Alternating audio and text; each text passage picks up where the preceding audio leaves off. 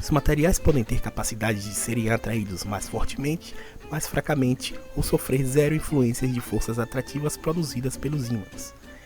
Em via de regra, não existem materiais magnéticos.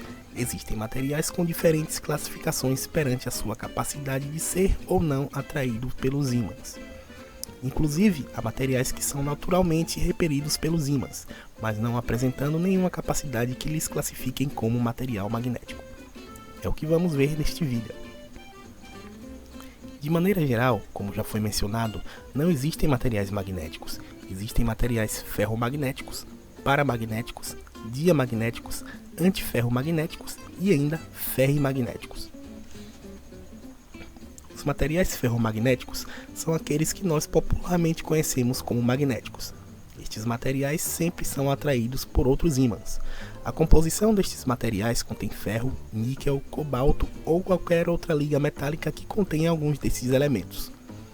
O ferro, o níquel e o cobalto estão em um mesmo período na tabela periódica. Os ímãs naturais surgiram de materiais ferromagnéticos que resfriaram há milhões de anos atrás. A exemplo da magnetita. O ponto de fusão na magnetita é de 585 graus Celsius. Então, o processo ocorreu da seguinte forma: a magnetita, no estado líquido, ou seja, acima de 585 graus Celsius, foi capaz de se magnetizar no sentido do campo magnético da Terra. Então, posteriormente, resfriaram. Este evento ocorreu milhões de vezes durante milhões de anos. Então, essas pedras registravam a direção do sentido do campo magnético na época em que um ímã natural se formou, sendo meio que um fóssil magnético.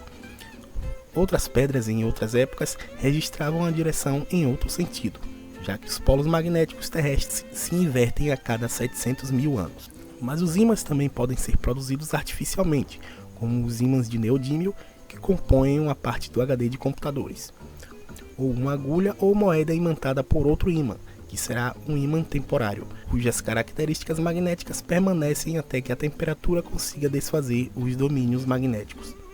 E os eletroímãs, que são ímãs produzidos por corrente elétrica, cuja polaridade depende em qual sentido vai passar a corrente elétrica.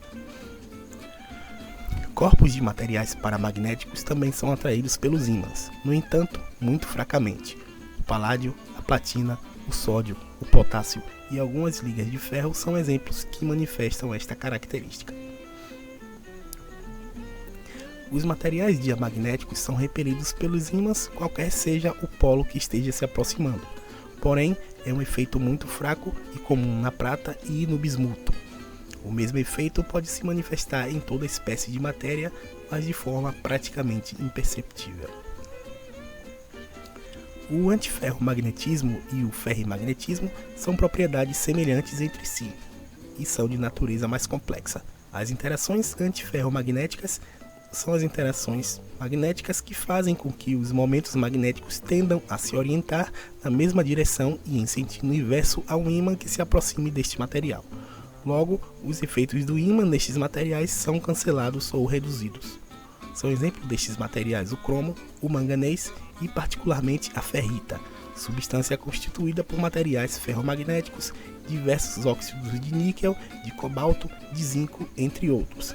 Essa propriedade permite dar ao material formas de magnetização previamente projetadas para a construção de componentes eletrônicos específicos. Ímãs de neodímio ou ímãs de terras raras são ímãs utilizados em larga escala na indústria e no artesanato. São relativamente frágeis, podendo perder suas capacidades magnéticas caso sofram impacto ou temperaturas acima dos 80 graus Celsius em algumas ligas.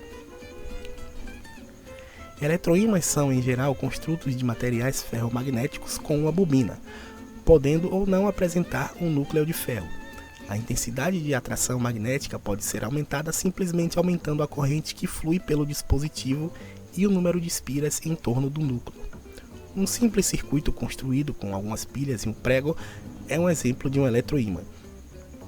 Os eletroímãs são bastante utilizados em ferros velhos, com capacidades para levantar toneladas de metais e também diversos eletrodomésticos, a exemplo de sistemas de sons e motores elétricos.